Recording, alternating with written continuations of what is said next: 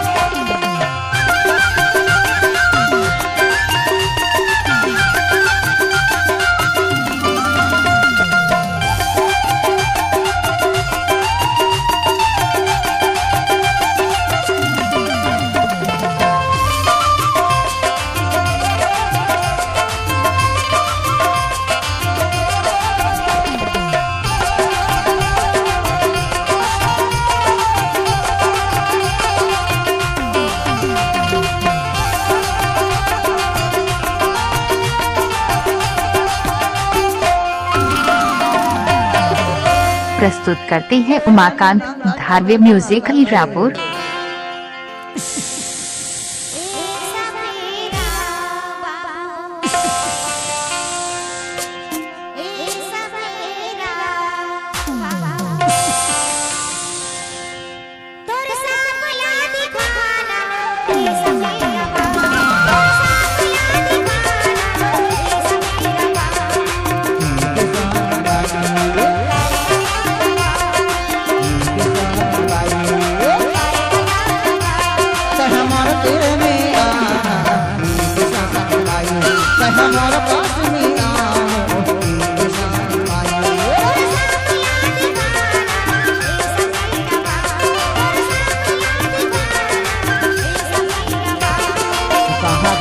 घर बसैया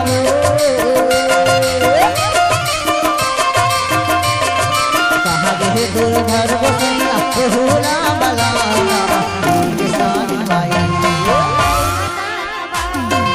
उमाकांत धारवे म्यूजिक आपका हार्दिक स्वागत करता है।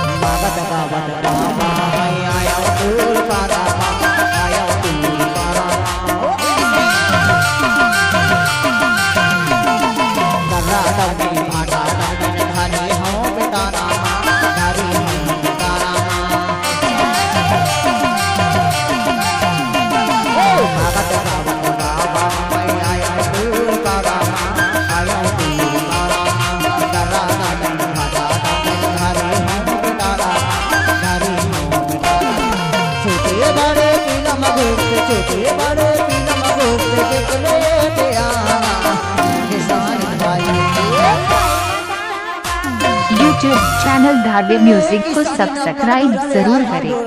दुरामा लेना लेना मोना राज के दर्शन करने के साले ते हमारा तेरे में आना के साले भाई ते हमारा पास में आओ के साले भाई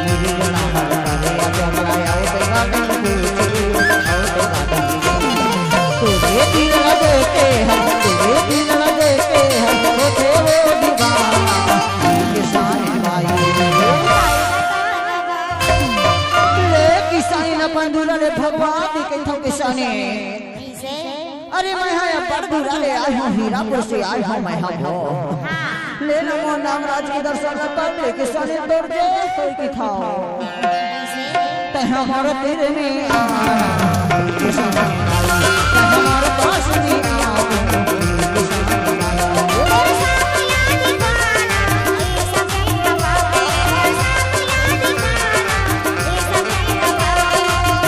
में दुर्गर गोसैया वो कहा हे दुर्गर गोसैया बहुरा बनाना किसान भाई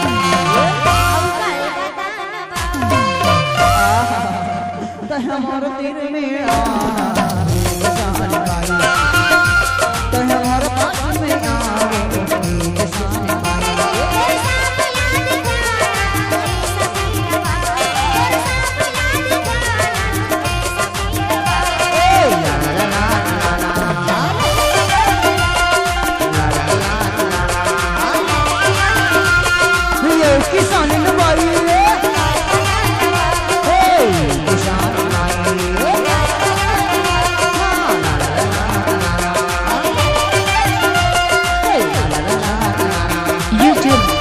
भव्य म्यूजिक को सब्सक्राइब जरूर करें।